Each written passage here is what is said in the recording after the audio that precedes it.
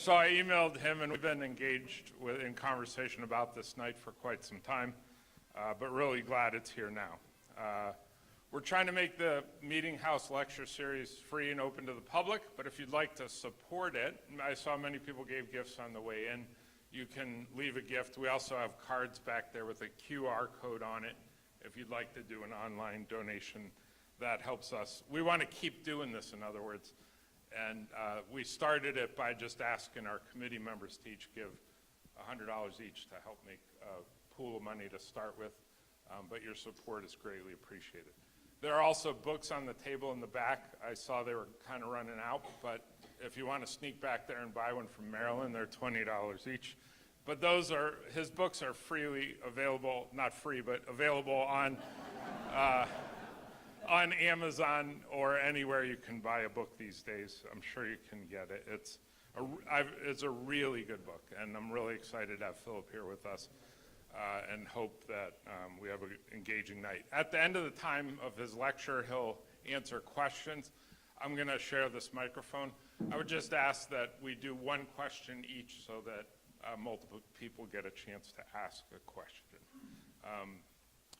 So let me turn the mic and the stage over to Philip and just give thanks again that you're here with us tonight.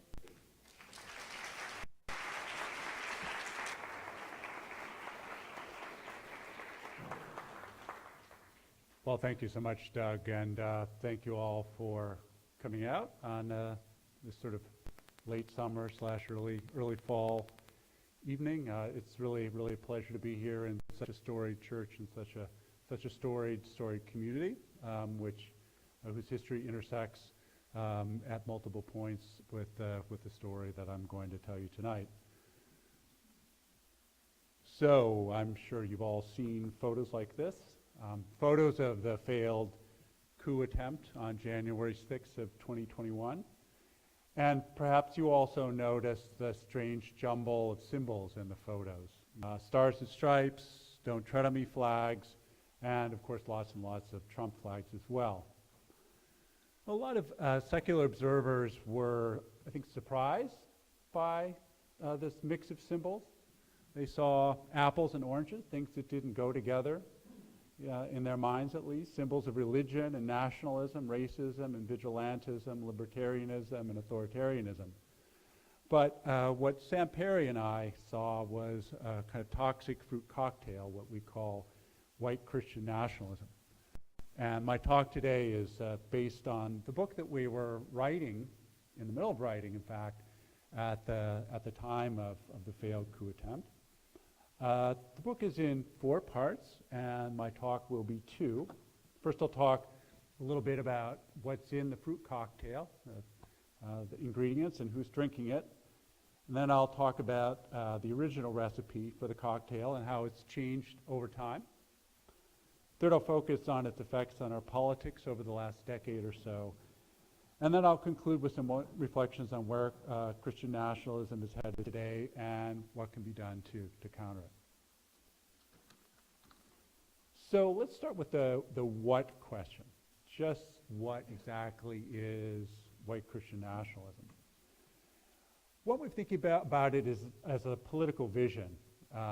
In social science speak, a set of attitudes and preferences about politics and policy, kinds of things that we can pick up if we do a public opinion survey. And in fact, that's exactly what my co-author, Sam Perry, who is a survey researcher, has done.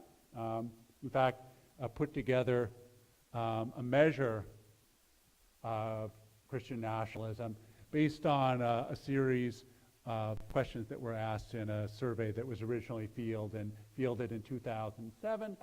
And people can agree, strongly agree, disagree, strongly disagree, and you sort of assign points from 0 to 4, depending on how people answer the question.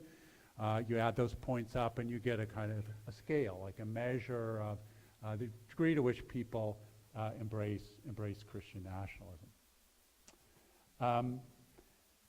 In a study that was released a few months ago,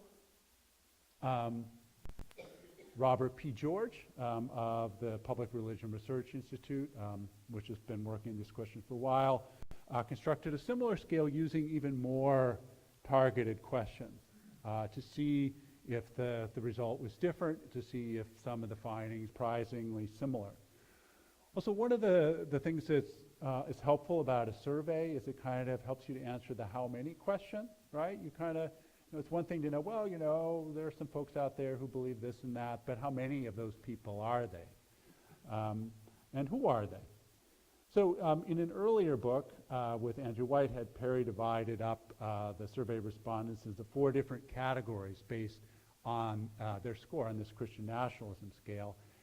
And they found that almost half of Americans partly or strongly affirm Christian nationalism. Jones comes up with a somewhat lower estimate of about 30%. Here you can also see that there are 4 different categories there in that left-hand slide. People who completely reject it on one extreme, people who are ambassadors for it on the other, and people who are somewhere more in the middle. You can see that about 1 in 5 Americans really strongly embrace Christian nationalism, and roughly the same number, a little over 20%, are categorized as resistors. Robbie P. George divides things up a little bit differently, but you still can see that there's a pretty substantial number of Americans who really strongly embrace Christian nationalism, somewhere between 20 and 30%. So one objection that I often hear when I speak to public audiences about this is like, this white Christian nationalism just sounds kind of like a slur, right? I mean, aren't you really just trying to sort of paint anybody who's a conservative white evangelical as, a bad person, as an evil person? I think the important thing here to understand is that while there's certainly overlap, right, between conservative white evangelicalism and white Christian nationalism, they're definitely not identical, right? I mean, there are conservative white evangelicals who are very firmly opposed to Christian nationalism. You can see about a third, in fact. And then there are people, who also embrace Christian nationalism across, to one degree or another, across a bunch of other religious traditions. So white Christian nationalism is not just another word for conservative white evangelical. This is really a kind of an ideological movement that runs across a bunch of different traditions, and quite amazingly also includes increasing numbers of folks who aren't religious at all. And this is finding by political scientist named Ryan Burge, who teaches in my home state of Illinois, and he was digging through the data. I'm Catholic and I'm evangelical. It seems a little odd, They're like charismatic Catholics. Maybe that's what they're saying. Like, what about the Hindu evangelicals or the atheist evangelicals, right? Small numbers, but this was sort of a clue to him that for some folks, evangelical was not really a religious label anymore so much as a political or ethnic or tribal label.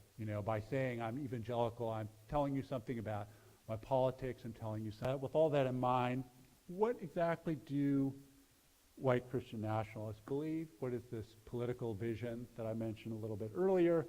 Well, obviously they believe that America is a Christian nation, or at least it was, and that it should be again. But what else? Well, they believe in a strong military, they support the police, they want law and order, but they also oppose gun control, and they're against government regulation, including mask mandates and vaccination requirements. But on the other hand, they're also for free market capitalism and against government handouts, at least to other people. I mean, that's not so surprising in a way, right? This a lot of conservative Americans. That would be not a bad description of their political beliefs. But what does this have to do with Christianity, right? What does this have to do with Christianity? Because kind of the amazing thing is that you can statistically control conservative ideology for religious beliefs, for church attendance, on and on and on. And you'll find that all these things are strongly correlated with white Christian nationalism, even when you control for all those things. So that tells you that when you're, if insofar as like this lines up with conservatism or this lines up with church going, that's not really the underlying cause. The underlying cause is white Christian nationalism in many cases. So what though does this have to do with Christianity? Certainly there are many conservative white evangelicals who will insist that really all of this just is part of a biblical worldview. And I imagine, folks driving around, you've seen bumper stickers and signs like this. So, whether or not you think this is Christian, it certainly is something that a lot of people who understand themselves as Christian identify with and affirm. So why are we calling it white Christian nationalism, right? What does this have to do with race? Well, the reason is fairly simple. It turns out that Christian nationalism is pretty strongly associated with a bunch of different indicators of racial animus and opposition to non-white immigration, and also with a very strong sense of racial grievance and white identity. It is a combination of religious and racial identity. And where you can really see this most clearly is if you compare black and white Americans. So there are a lot of black American Christians who actually will score pretty high on the Christian nationalism scale. They think America should be a Christian nation. But this means something very different to them. What it means to them is that this should be a country that lives up to Christian values, equality, freedom, inclusion, justice. It does not, it means something more like what being a Christian nation would have meant, for example, to Martin Luther King or somebody who was a civil rights leader. So it means something really very different to them. Okay, so that's my first pass on the what question. So let's turn to the when question. And that is when did white Christian nationalism first emerge? This minutes ago.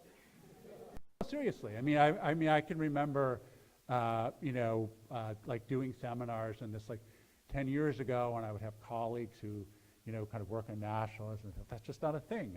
It can't really exist. Nationalism, secular. What do you mean by Christian national? I'm like, no, I think this is a real thing. But this is not something that's new. Like some folks use white Christian nationalism sort of interchangeably with, the Christian right, or just, as a kind of epithet, like people I don't like, people I disagree with.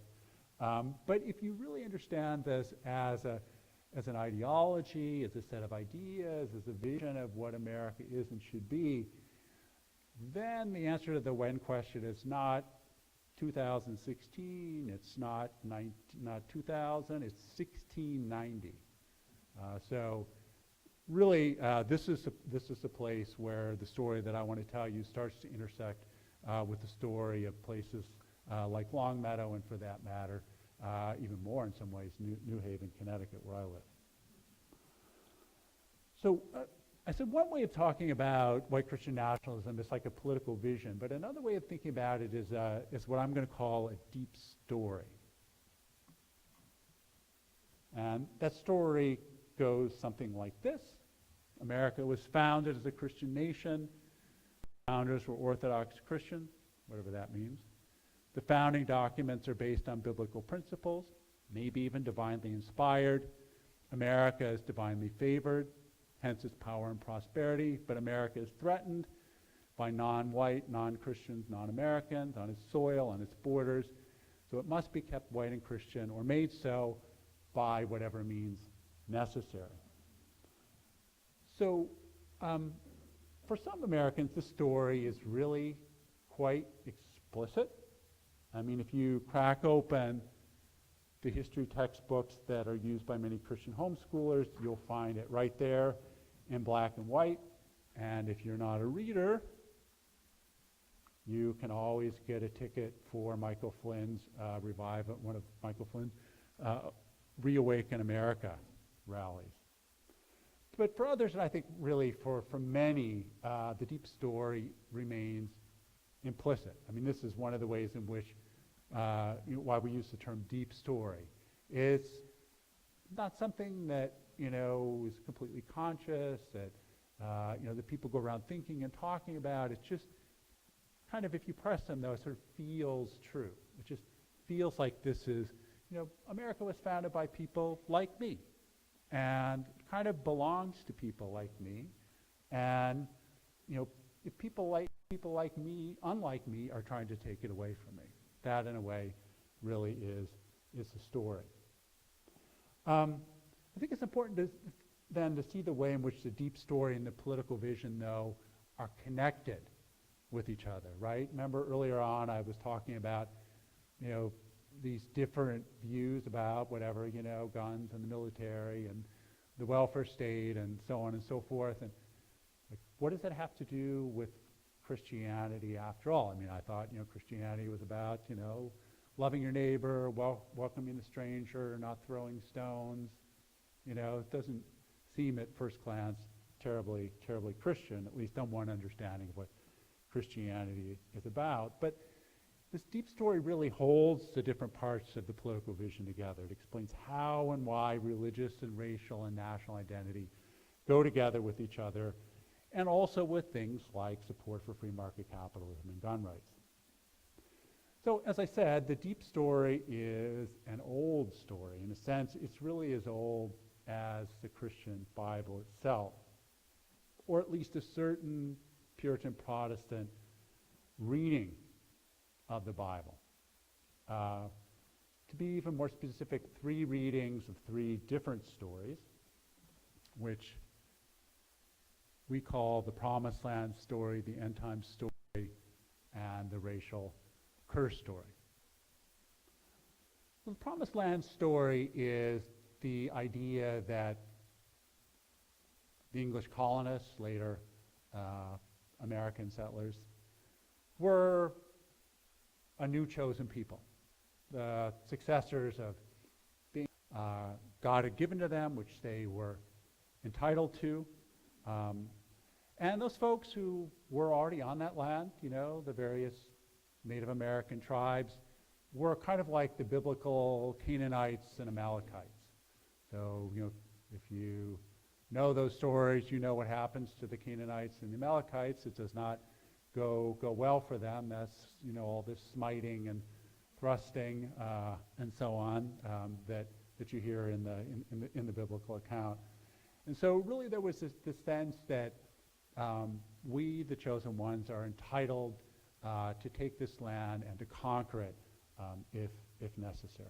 So that's the Promised Land, and it goes with the idea that those others, Native Americans or later Mexicans or immigrants, are literally demonic others, like not just demons in the metaphorical sense, but like really in the literal sense, demons.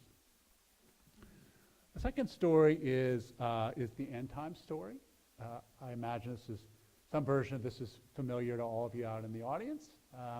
This is a certain interpretation of biblical prophecy that we find in the book of Daniel or the book of Revelation. This is the idea that that Christ will be returning soon to the earth, and that the second coming of Christ will go together with a kind of epic battle between the forces of good and evil, natural and supernatural. This is like a very literal reading. Literally have a sword coming out of his mouth. There will literally be rivers of blood and avenging angels. The third story is what we call the racial curse story.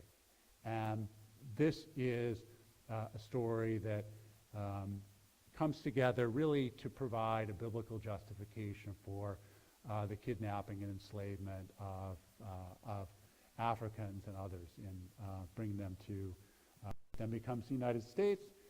And this goes back to another story in the Hebrew Scriptures about Noah's son, one of Noah's sons, seeing him drunk and naked in his tent. Noah curses him and places a curse not only on him but on all of his descendants, that they will have a mark on their body and that they will be condemned to serve others.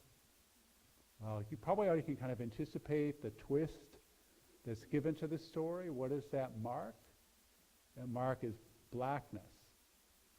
And what is that servitude? Well, that servitude is enslavement. And so this suggests, and this is how it was understood, that all Africans are basically under the curse of Cain and have warranted the kind of servitude that they've been subjected to. All right. So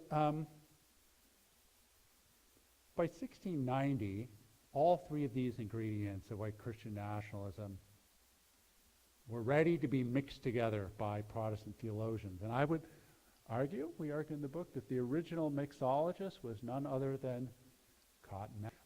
And this ecclesiastical history of New England, which he wrote, very famous book, still read and studied by many American historians today, really brings together all three of these elements.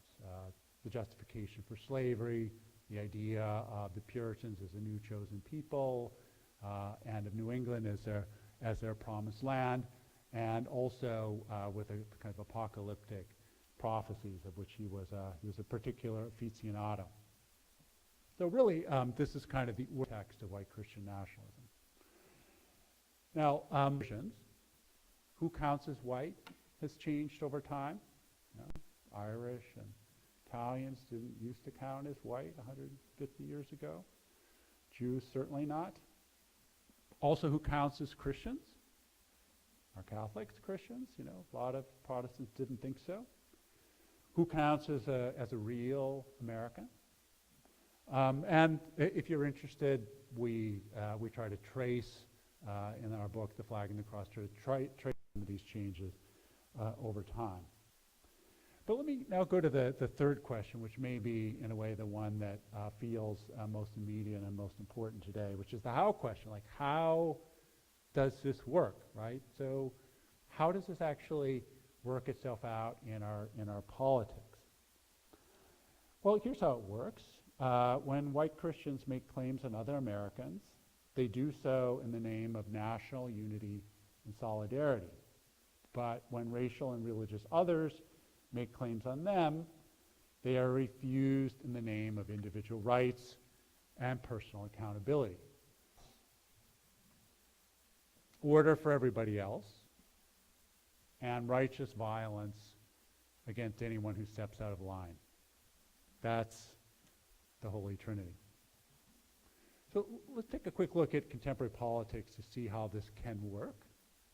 You might remember the Tea Party. It started in February of 2009 when Rick Santelli, a financial reporter with CNBC, delivered a viral rant from the trading floor of the Chicago Mercantile Exchange. He blamed the 2008 financial crisis on losers who had taken out mortgages they couldn't afford and excoriated America's first black president for bailing them out. He then called for the formation of... But here's the thing. As academics and journalists began digging a little bit deeper and trying to figure out who the Tea Party supporters were and the organizations, you might remember in his 2017 inaugural address, President Trump promised, quote, that the American people would take back their country, they would band together around Christianity, they would start winning again and saying Merry Christmas again, and bring Christianity back because it's a good thing.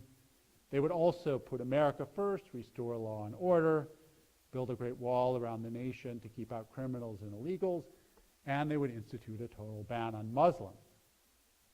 I mean, it sounds a lot like white Christian nationalism, right? And indeed, this is one way of understanding Trumpism, not the only one, but it's one way of understanding Trumpism, is as a reactionary and secularized version of white Christian nationalism.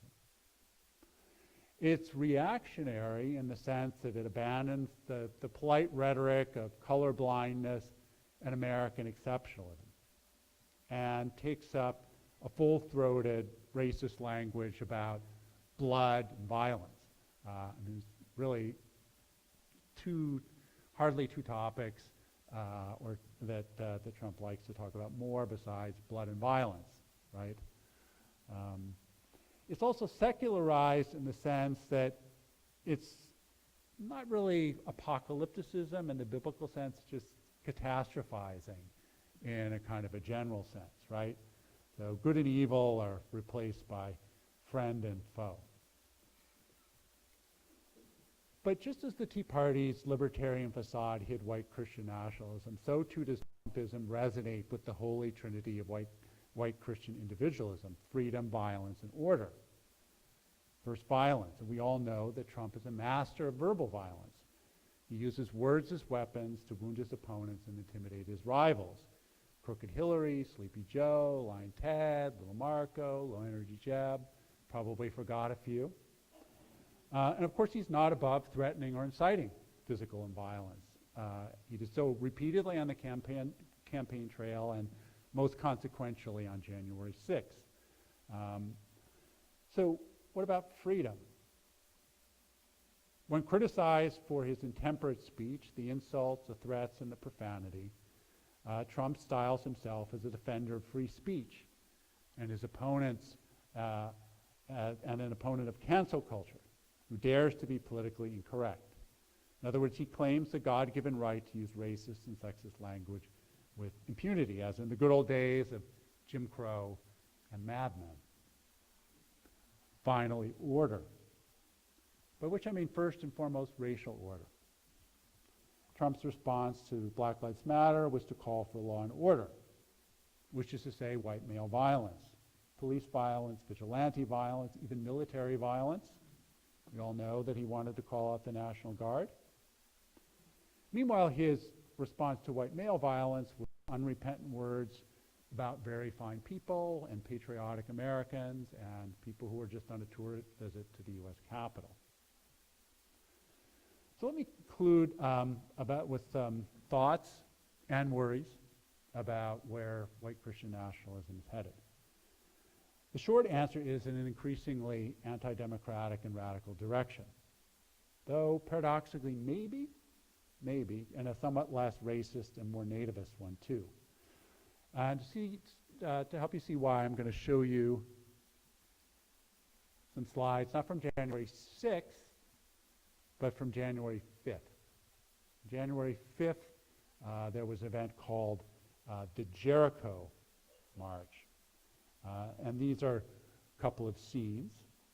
So you'll see, mimicking the biblical Joshua and his Israelite army, the protesters marched around the Capitol singing, praying, and blowing ritual shofars in hopes of retaking their city, and I should add also of expelling demonic forces from the Capitol and from democratic leaders. They literally understood themselves to be engaged in spiritual warfare against demonic forces. Many of the organizers and speakers were part of a loose network of a growing movement of radical Pentecostals called New Apostolic Reformation. Key leaders of this movement include the late C. Peter Wagner and various apostles such as Che Ahn, Mark Gonzalez, Cindy Jacobs, Dutch Sheets, Lance Wallnau, T.D. Jakes. Trump's spiritual advisor, Paul White, is also part of this network. And as you may have noticed, this is actually a multiracial movement, right? This is not all just white folks. And these are some of the most influential Americans you probably never heard of.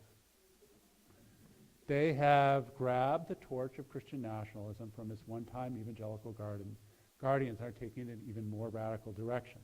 And I want to explain why I see them as this is the doctrine of spiritual warfare, the belief that this sort of battle between the forces of good and evil, that's not something that's going to happen somewhere down the road. That's something that's happening right here, right now, all the time, all around us. And it is the duty of every Christian, at least their sort of Christian, to be constantly combating the forces of evil. So, you know, you might have this, looks like a pocket Bible, but it's actually a holster. And my favorite is over on the right, you know, the kind of sexy, slightly Israeli-looking guy with the shofar holster, right? Since you can carry your spiritual weapon anywhere that you go. So the second key doctrine is what's known as the Seven Mountains Mandate. This is one of the most viral memes that you may never have seen.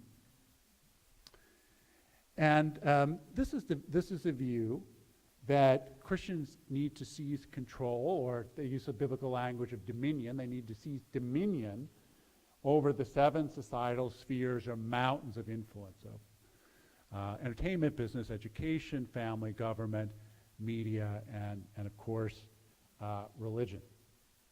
And that really means by any means necessary, right? Openly, tacitly, democratically, undemocratically. The third doctrine is, oh, well, this is my friend Ross Dowlett. Third doctrine is kingdom now, and this is the view that the second coming of Christ will be triggered by the fulfillment of the Seven Mountains Mandate. In this way, the quest for political power is linked to a yearning for the last judgment and thereby given a heightened urgency. So why wait passively for the end of the world when you can take action right now to help bring it about? So let me say just a few words about the organization of the NAR, the New Apostolic Reformation. It's not a denomination. It doesn't have any formal organization. It's a loose network held together by a clerical oligarchy, you know, those folks whose pictures I showed. It doesn't really build congregations. It puts on events. So events like the Reawaken America rally. I mean, it's definitely very connected with the New Apostolic Reformation. Its leaders don't think of themselves as pastors. They think of themselves as apostles or sometimes as prophets. It's not something it's not a job you can apply for. It's a position that you have to be called to, recruited by somebody who's already a part of this oligarchy.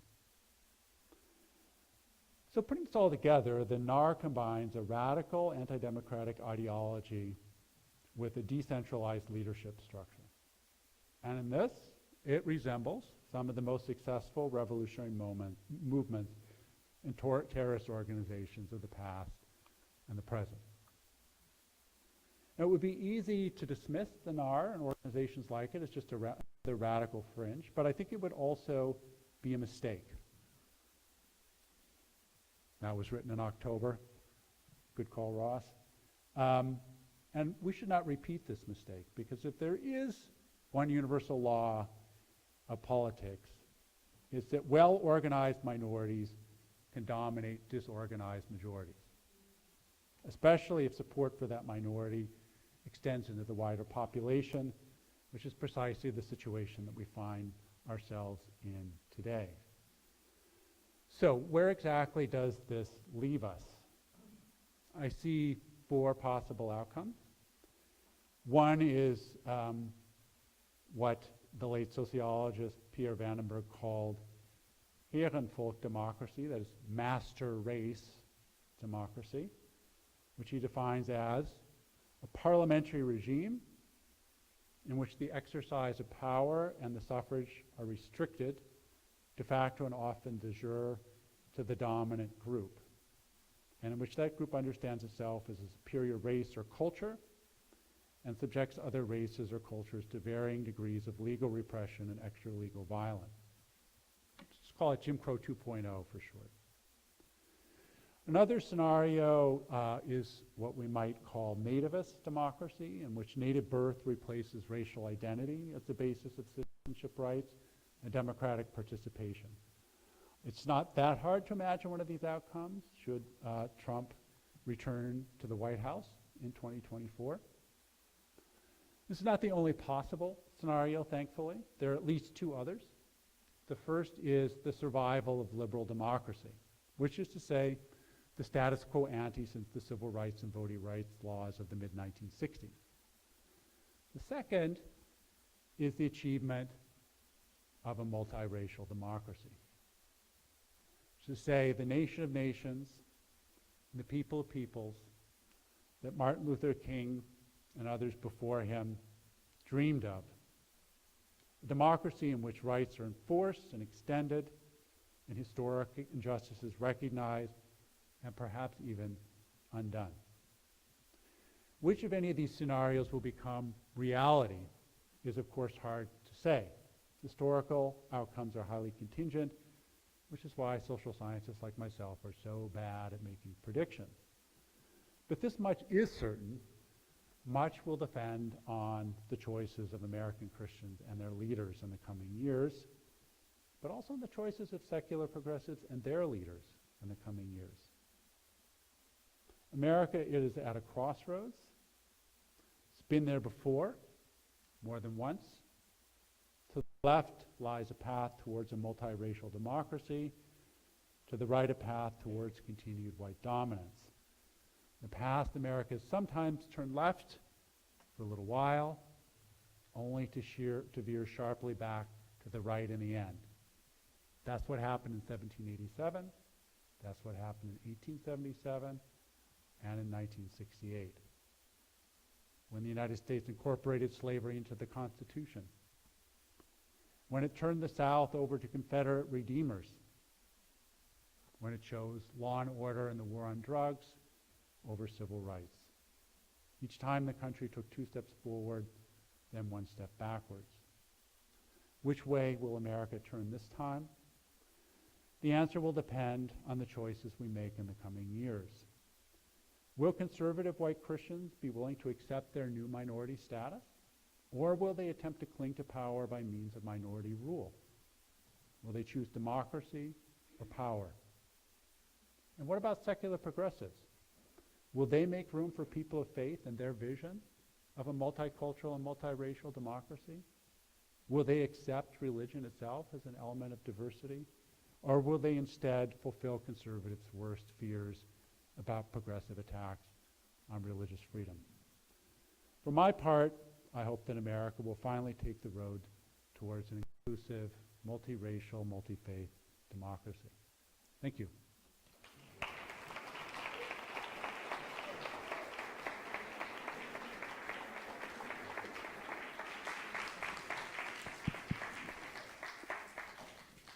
We'll now have a time for questions, and since I have the microphone, I'm going to start.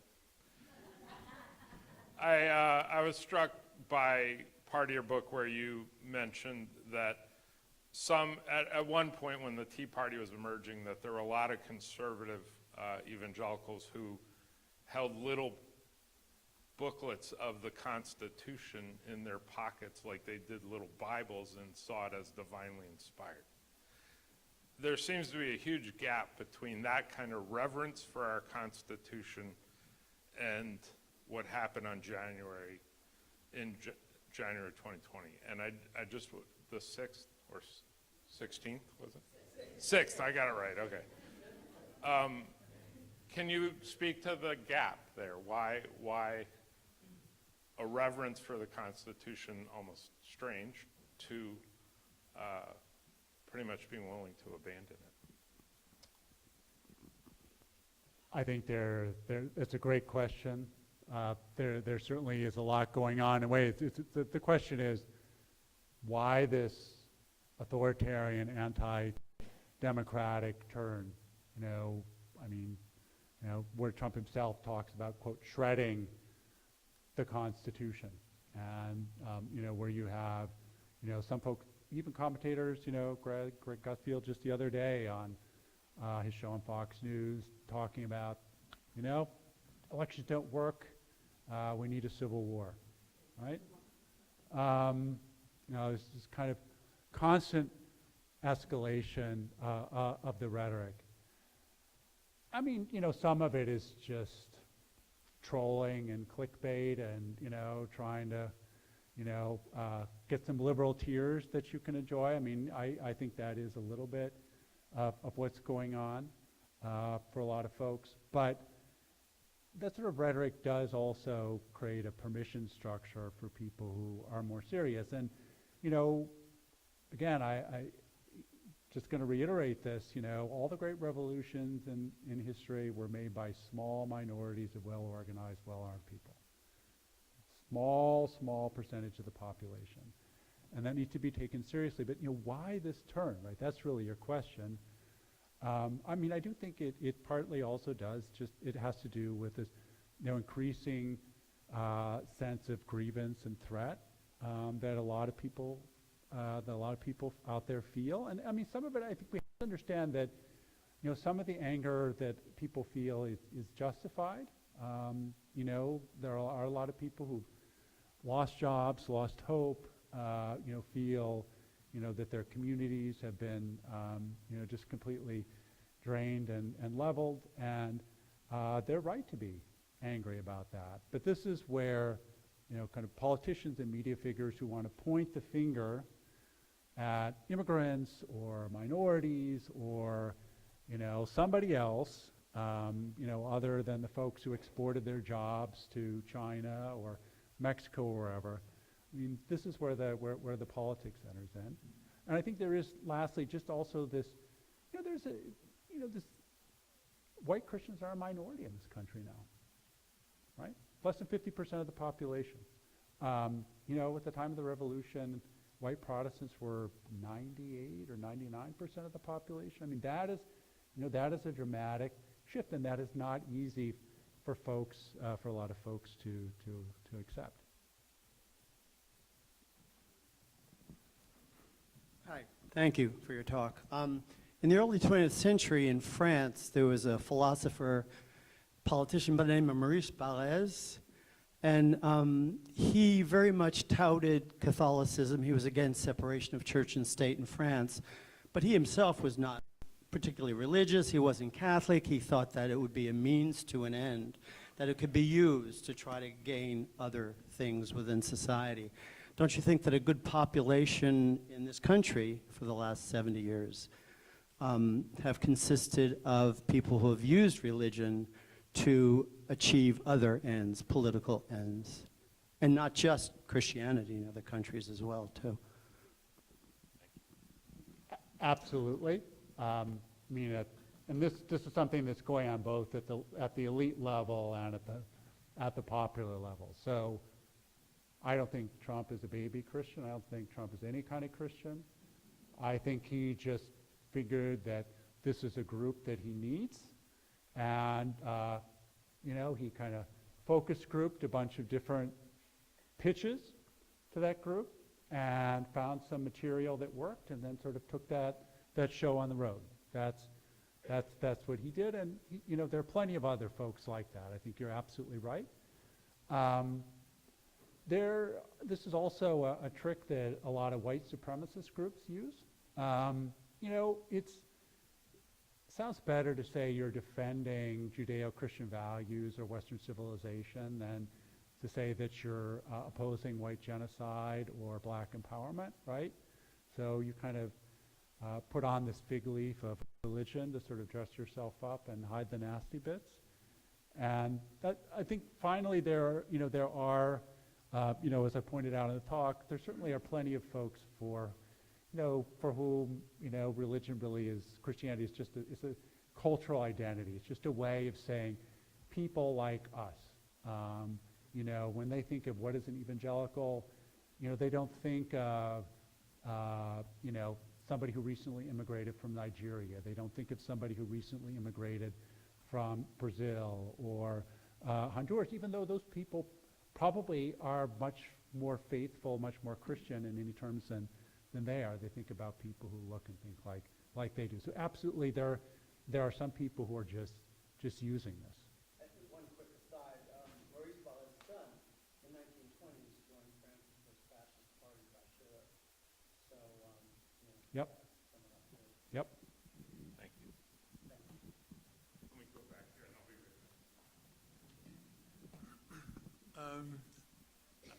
I'm really curious about the zero-sum game issue.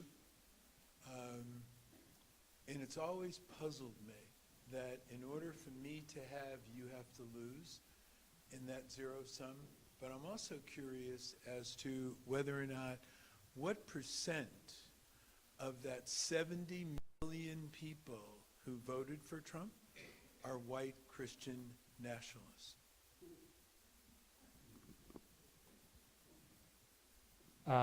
You know, it's pretty substantial. You know, if you figure that about a quarter of the population is white Christian nationalists and about half of the population voted for Trump, then you know you wind up with about half of his electorate being motivated by white Christian nationalism to one degree or another. I mean, it's clearly not the only thing that's going on. I mean, there's lots of different reasons why, you know, what people voted for Trump or voted against Biden. I mean, I recognize that, and it is unfortunate that we've come increasingly in this period of extreme polarization to feel like like our politics is a zero-sum game. That in order for us to win, somebody else has to lose. I mean, it obviously doesn't have to be that way, but that's certainly the way that it feels right now. And getting back to a place where politics doesn't feel like a zero-sum game, I think is really one of the battles that we're in right now. You really make the point that we're at a crossroads between choosing a you lean toward the multicultural. Absolutely, you know, no question about that. I'm going to go here first. You're a lot more polite than I am. I just don't refer to it as Trumpism, it's just fascism. But my point is that it takes a lot of money to move public opinion and to organize the cells and the religious populations and the people. It takes a lot of money to do that, and that money is coming from a small, concentrated group. Are you familiar at all with the book, How Corporate America Created Christian America? Oh, sure, yeah. And Kevin that Cruz. is seems to be a real prequel to your book, which is how after, as soon as the Second World War was over, those corporations that were taking a lot of money from government realized that now was time to pay the piper, that unions were going to become more effective, that more things were going to socially change. And at the same time, the churches were realizing that there was someone else to provide food and benefits. There was a secular society and a secular group, and that those two groups then came together. How do we reinforce the fact that we have to make contributions to political leaders, that we want to move in a more liberal democracy and take us away from what That one of the other things that ails American democracy right now is the hyper-concentration of wealth and in very few hands, which, you know, can allow a single or donor, a couple of donors to effectively become the sugar daddy of a preferred candidate. So, you know, example would be Peter Thiel's sponsorship of J.D. Vance's Senate campaign, right? Single-handedly, more or less, financed J.D. Vance's Senate campaign. And this is a very general problem, but you're right that it also intersects with the problem of Christian nationalism, that there has for a long time been a certain group of conservative pastors and a certain group of conservative business people who've been washing each other's hands, you know, who kind of have a partnership of sorts. And I wonder whether that partnership could go on much longer. I mean, the degree of panic amongst the Republican donor class right now about, you know, the Trumpist takeover of the Republican Party and their apparent inability to do anything to stop that juggernaut. No question about that. Found at the Yale Law School, I'm afraid. Okay, you referred to the Holy Trinity of white Christian nationalism. Sounds very much to me like the New World Order. And although what you have listed here, that's the ideology behind it, but they go a little bit further and they talk about concentration camps and putting the people that are undesirable on islands and so on. Do you see a connection between that and the New World Order? Well, I think there are political extremists today who are they fascist, or are they fascist adjacent? I mean, it's like lots of debates that have gone on about that, but definitely there are echoes of fascism, sort of ideas that they have about, purges and deportations and, using police against their enemies and so on and so forth. So, I definitely do worry about ideas like this that 30 years ago would have been just completely on the fringe. You wouldn't even heard of them on AM radio at 3 a.m., or now things that you can hear routinely on talk radio and cable news programs. It's interesting your description of the deep story started in churches like ours 300 years ago. And this is a church with the longest history I've ever pastored. And I look back, and there's some parts of the history that I'm embarrassed about. I'm shocked. I read some things that Benjamin Franklin wrote about whiteness recently, and it was shocking. But it's interesting as we move and become a more progressive church, like a lot of mainline churches, that the fundamentalist and evangelical churches have taken ownership of the deep story. So we think it's an evangelical thing, but its roots were in our roots, so we need to be a little bit humbled by that and confront it in ourselves as well. Yep. Thank you. In chapter 4 of your book, Avoiding the Big One, you begin by talking about January 6th insurrection, and you say the plume of symbols that was spewed up over the Capitol that day, racist, Christian, and nationalist, was a byproduct of these different forces. And as I was reading that, I believe there were some anti-Semitic symbols also, and I wondered if you could talk a little bit about the connection with white Christian nationalism and anti-Semitism. So my answer, the answer is both simple and complicated. So the simple part of it is that there have always been Christian anti-Semites in the United States. There are still Christian anti-Semites in the United States. There are also a lot of Christian Zionists in the United States, and their relationship is much more complicated. So these are folks who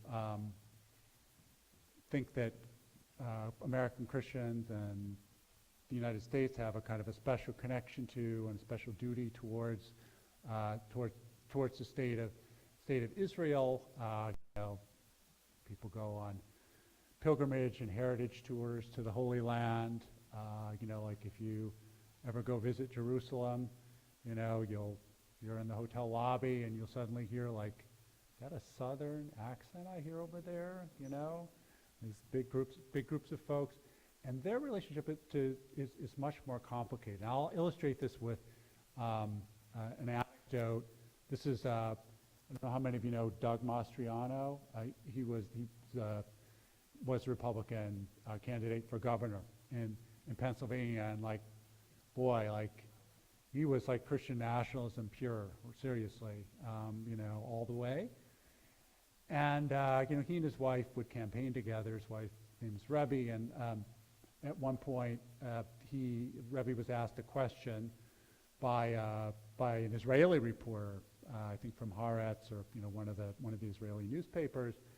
They're come back about their stance towards Doug Mastriano had said something. It sounded pretty. There were some anti-Semitic undertones to what he said. So she was challenged on this, and she said, I'm more Jewish than you are. I think we love Israel more than you do. You see what I'm saying? I mean, it's just really, really tricky, and it creates a kind of a catch-22 for American Jews, especially progressive or secular American Jews, because you're not in Israel, you're in America, so you're like not really a Jew, because real Jews are in Israel. And you don't really love Israel because you don't really love America because you're a Jew and you belong in Israel. Right? So it's just this complete catch-22. So I think that's kind of the more subtle form of anti-Semitism that I tend to see today. But of course you're right that the really ugly stuff is still out there too. You don't have to look very far for it.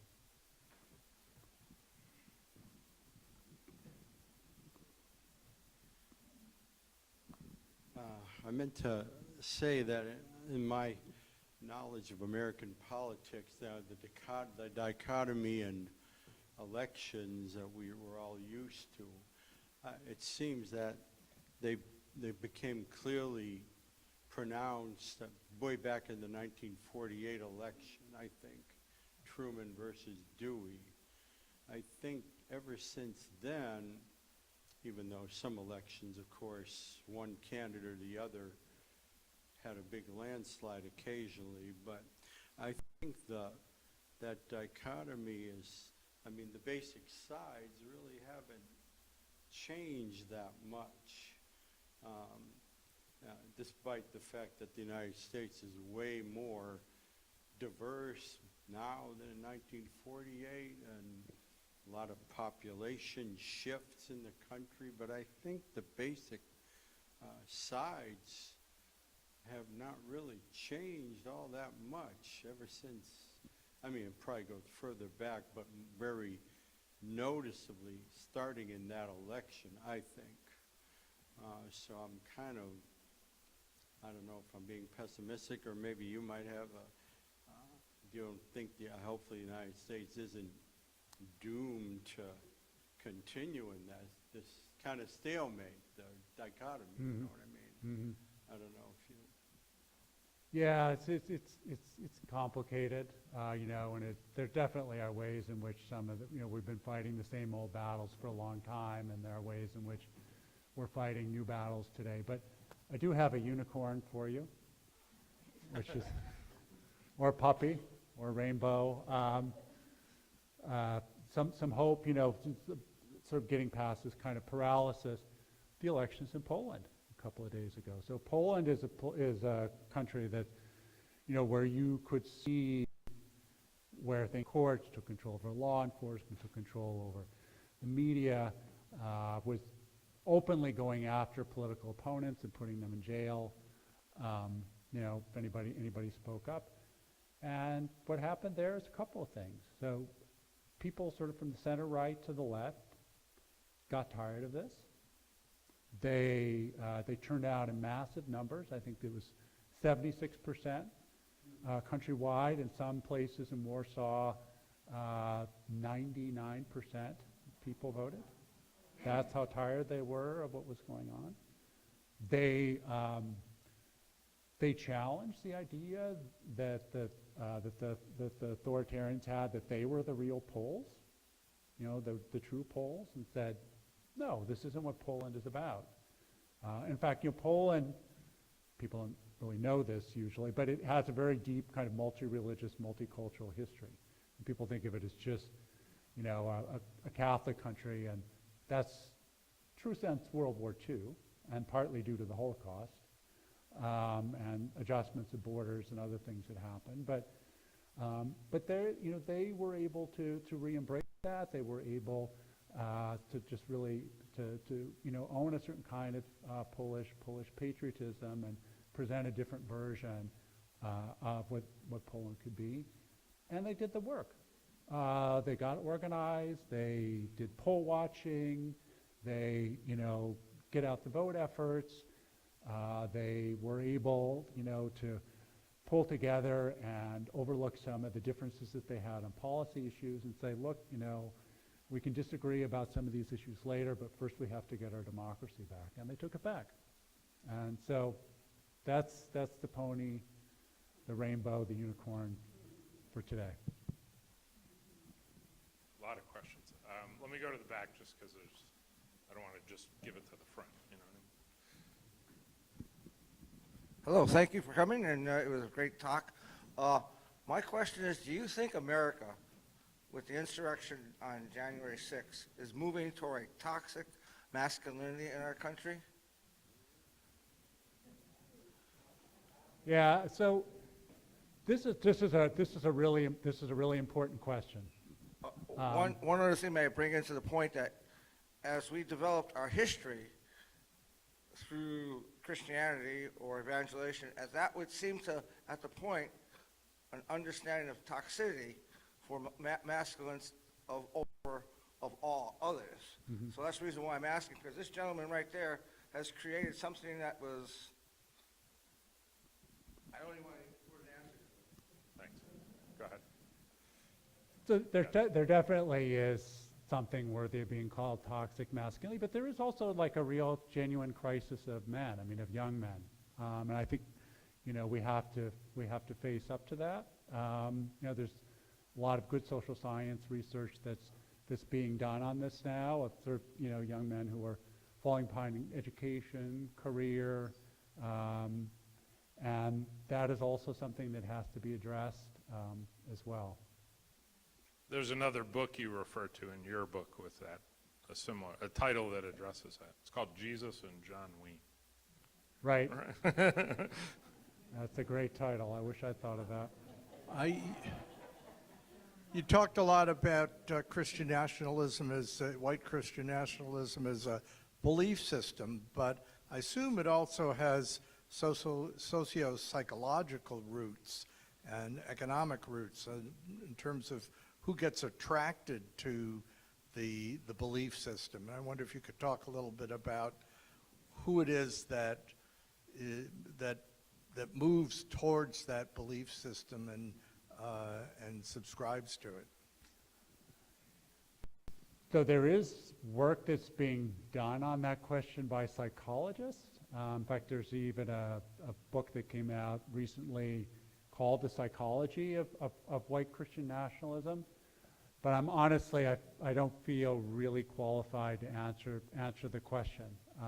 I know there has been debate about whether there's some connection to authoritarian personality traits or not, but again, I'm a sociologist and not a psychologist, so it's an important question. I don't think there's any doubt that that there's a lot to be said about the kind of underlying psychology. It's just I don't feel qualified to say terribly much. Sorry to disappoint on that.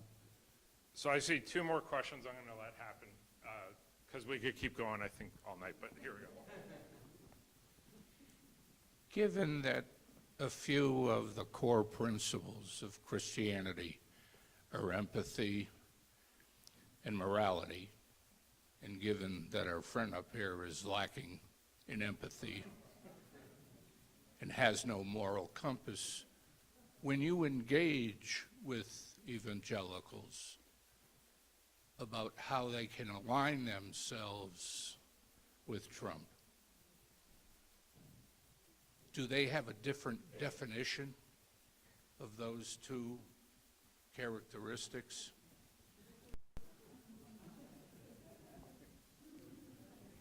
Yeah. Wow.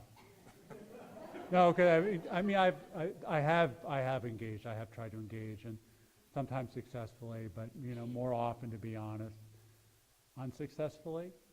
The one thing I will say is that I've observed repeatedly is that it seems like there's sort of a politics part of some of these folks' brains, and there's like a everyday life part of these folks' brains. And like, if you broke down by the side of the road, they'd pick you up and drive you to the next gas station. If your mom, if your wife or your partner was sick, they would cook a meal and bring it over to you. I mean, a lot of them are really like at that sort of interpersonal level, at least with people who they think of as like them.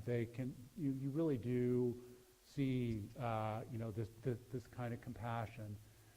But, the moment it's people who are different from them, or the moment, really, I think the key thing is just when you're talking about politics and policy, it's like, just like a total split personality. And, maybe this is a psychological question. I mean, how that comes to be. And this is really just an observation, based on my interaction. We could tell you where those arguments usually end if you push them, and that is with the topic of, with one of the following three topics: gay marriage, transgenderism, or abortion.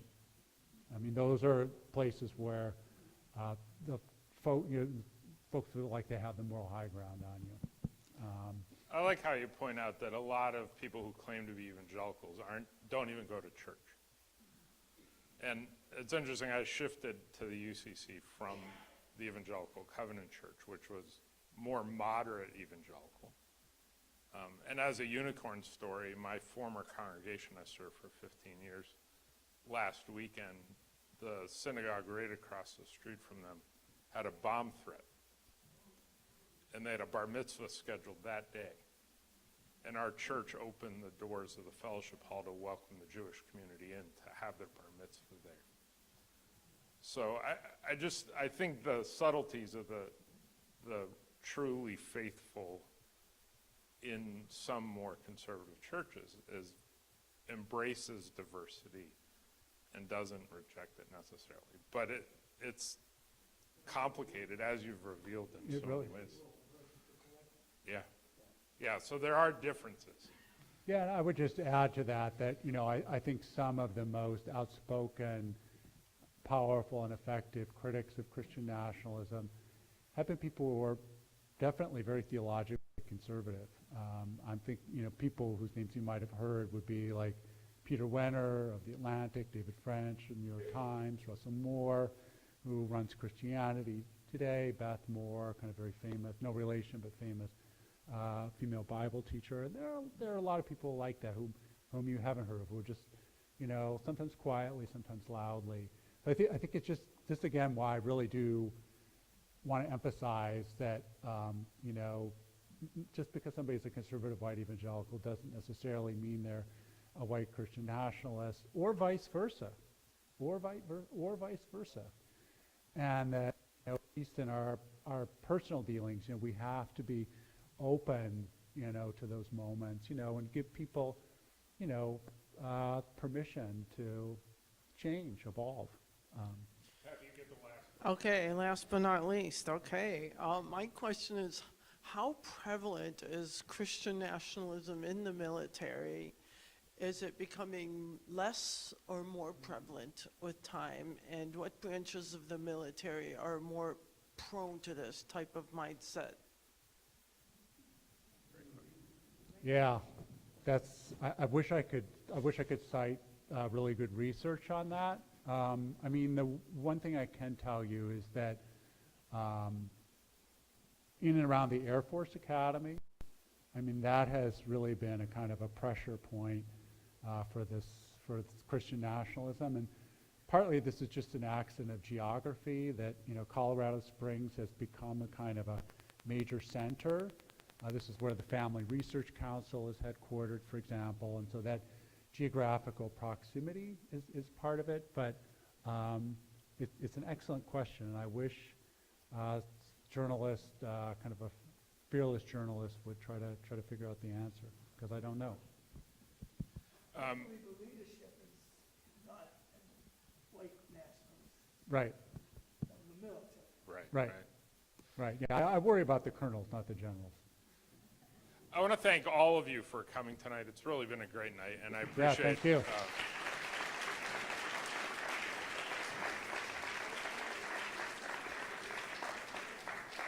And a special thanks to Philip. Again, there's some books on the back table. He's glad to sign them or answer questions if you want to walk up.